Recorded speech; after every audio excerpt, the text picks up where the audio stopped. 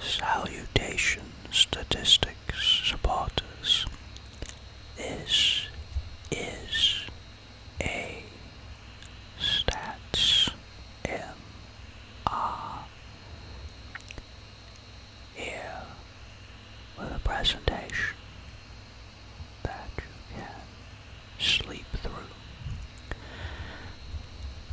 Since this is my first recording, I will give a brief overview of some statistical measures and then give some examples of some statistics and graphs related to moons in our solar system.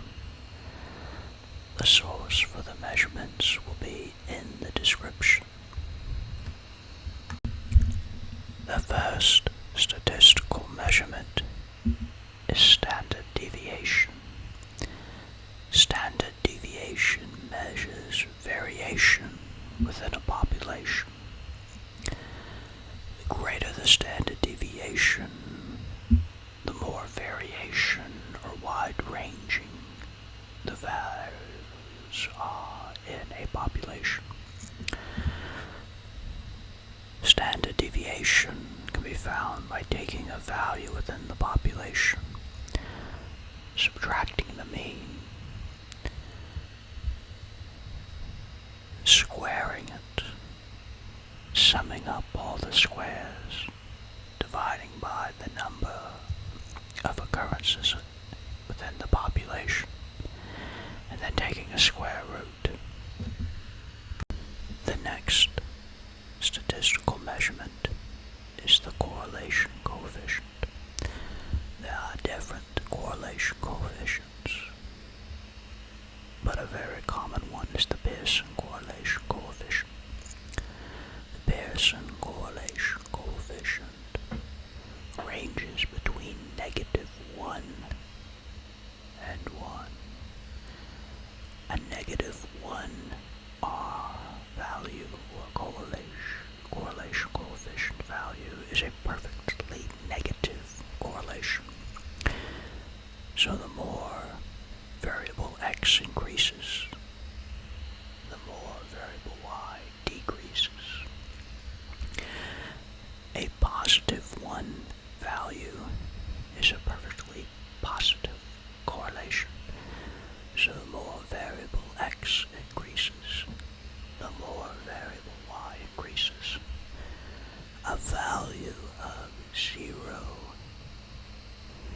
means there is no correlation between the two variables. One additional item I need to mention before I go into the statistics and graphs related to solar system moons.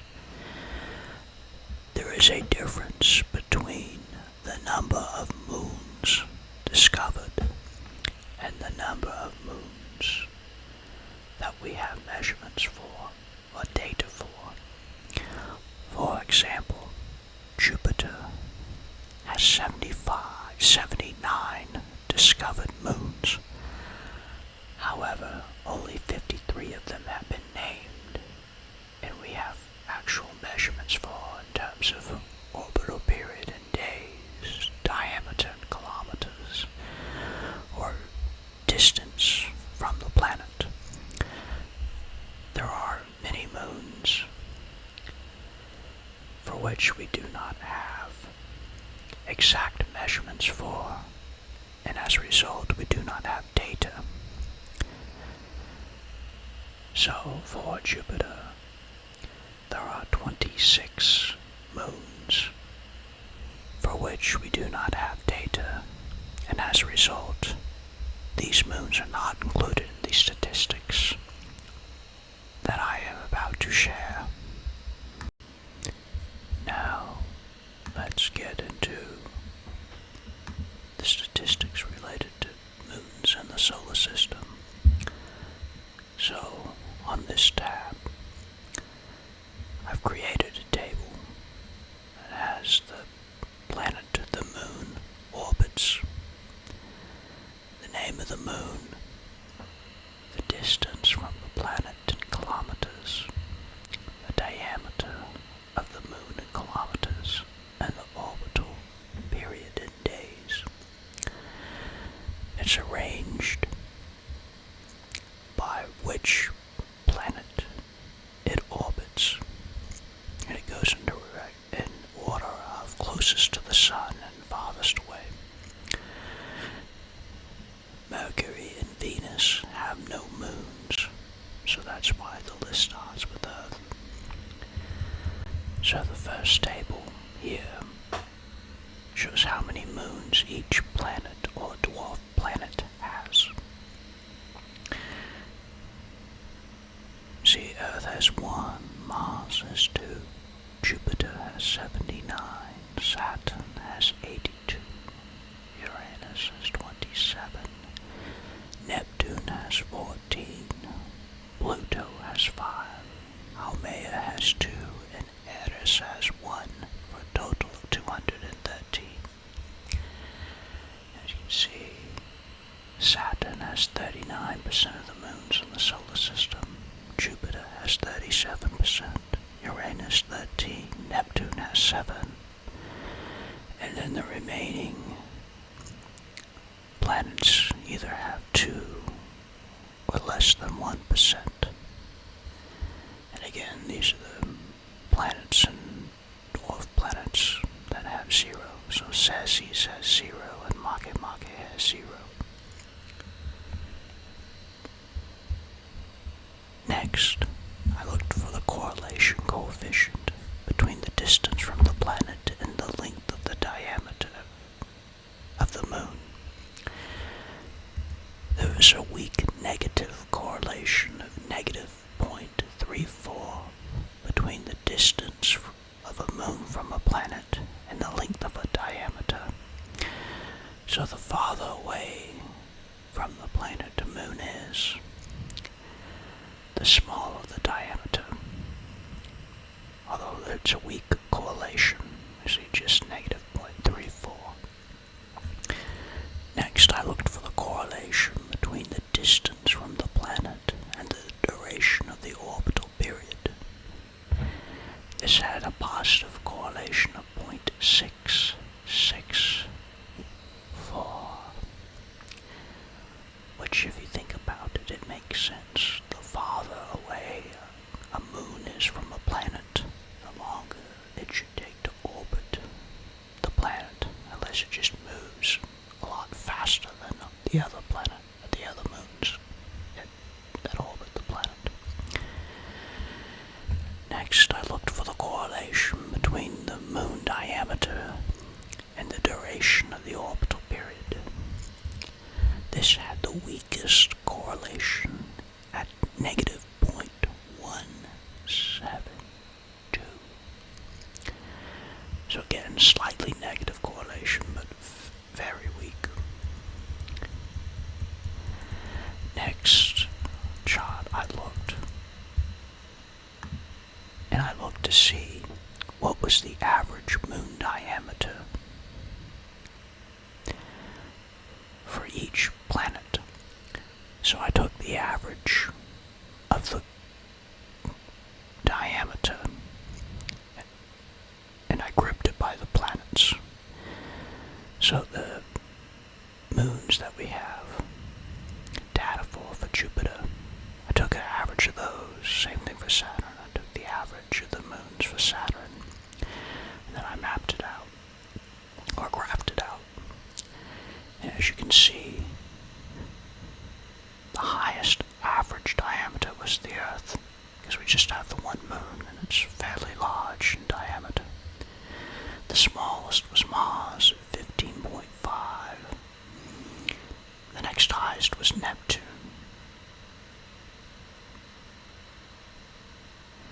The next highest was Pluto at 436, and Neptune at 333. Again, the vast difference between the Earth and all the other planets is noticeable. Then I graphed out what's the average orbital period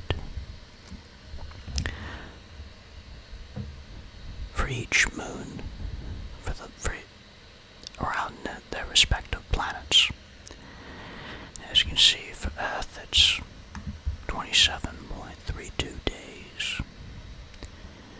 Mars, it's less than a day.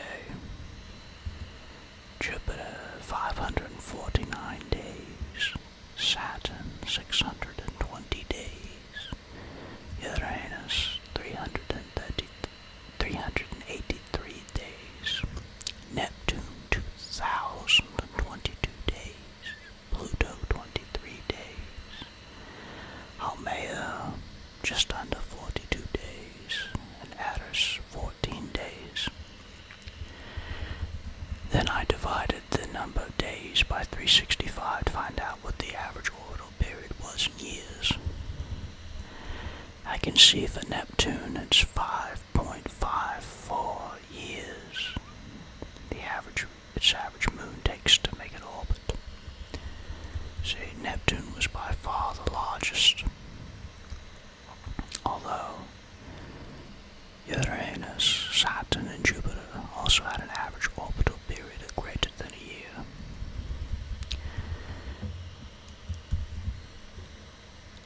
I also searched for outliers. Now, to find the outliers, I calculated the standard deviation for the distance from the planet, for the diameter, and the average orbital period. So there's the standard deviation, the average, or mean, and then I've calculated the outlier threshold. Now, there's disagreement about what the outlier threshold is. Some will argue it's 3 standard deviations away from the mean. Others will argue that the outlier distorts the mean, and it really should just be 2.5 standard deviations away from the mean. It should be an outlier. I used 3 when searching for outliers, and then I found some outliers. So, for distance from the planet, there were 2 outliers. As you can see, the outlier threshold was 44,463,238.57 kilometers. Both outliers were orbiting Neptune, Neso, and Samathe. Both over 46 million kilometers away. 46 million kilometers away from Neptune. Then I looked for outliers related to the diameter in kilometers. You see the outlier threshold is 2,831 kilometers. You can see Earth is 3,476. Jupiter's Callisto is 4,800 kilometers. Europa is 3,126 kilometers for its diameter. Ganymede is 5,276, so it has the largest diameter in the solar system for a moon. Io is 3,629 kilometers across, and then Saturn's Titan is 5,150 kilometers across for its diameter. Then I looked for outliers for the orbital period, and the 2 Neptune moons again showed up at Neso and Samathe. Neso had an orbital period of 9,007 days, and Samathe had an orbital period of 9,136 days. And I divided that by 365 to find the number of years. They were both around 25 years, so it takes a quarter of a century for these 2 moons to orbit Neptune. So, those are some statistics related to the moons in general. And just some fun facts about some of the dwarf planets, Almaeus, a Kuiper Belt object, became a dwarf planet in '08, and Eris was a dwarf planet found at the very edge of the solar system. Ceres is a dwarf planet that's actually in the asteroid belt. It's the largest asteroid in the main asteroid belt, discovered in 1801 by Giuseppe Piazzi. And Mage Mage is a Kuiper Belt object that was classified as a dwarf planet in '08. Now, next, I isolated for the 4 planets that had the most moons, Jupiter, Saturn, Uranus, and Neptune. I isolated them and tried to detect if there were any patterns for how the large moons were located. So here you see these moons in Jupiter are sorted in ascending order by distance from the planet. So Metis is the closest to Jupiter at 127,960 kilometers away. And S2003 J2 is the farthest away from Jupiter at 28,570,410 kilometers away. Interestingly enough, the 4 largest moons of Jupiter are consecutive. They border each other. It's interesting, all these moons, they're all small. Like I say, it's not like they have one large one that's, maybe, the 5th farthest away, and the other one's like the 60th farthest away. No, the 4 largest moons that orbit Jupiter border each other. It's just interesting. Let's see if that pattern holds up for the other planets. So again, Saturn, again organized or sorted in ascending order and distance from the planet. So Pan is the closest at 133,630 kilometers. And Fornjat is the farthest away at 25,108,000 kilometers away from Saturn. So when you look at the location, and again, this is the diameter of the moons. 3 of the 4 largest moons in terms of diameter are consecutive. Now there are 2 other that are larger that are, there's kind of 2 moons, 2 smaller moons away from it, but Rhea, Titan, Hyperion, and Ipetus, again, 3 of the 4 largest moons are, neighbors. Again, we just scroll all the way down, and all the others are fairly small. Let's see if that pattern holds up. We got Uranus. So again, we have the closest to Uranus at is Cordelia at 49,750 kilometers away, and the farthest away is Ferdinand at 20,901,000 kilometers away. And as you see,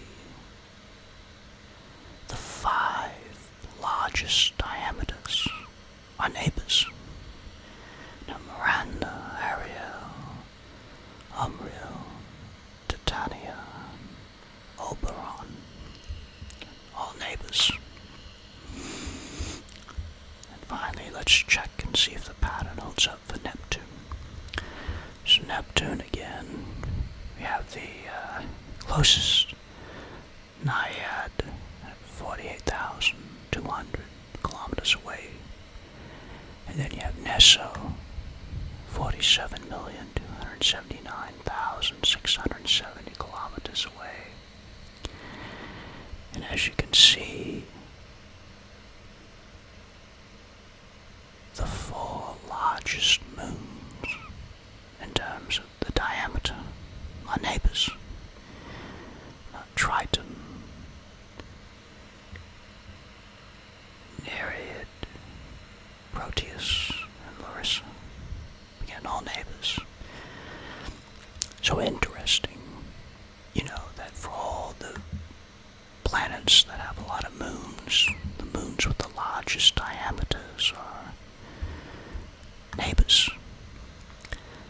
Anyway, thanks for going through the statistics. So there you have it. Hopefully you learned something new about the moons in the solar system, or you're at least bored enough that you're asleep and not listening to this right now. This is A Stats MR, wishing you the best and hoping that your efforts are positively correlated with good results. So long.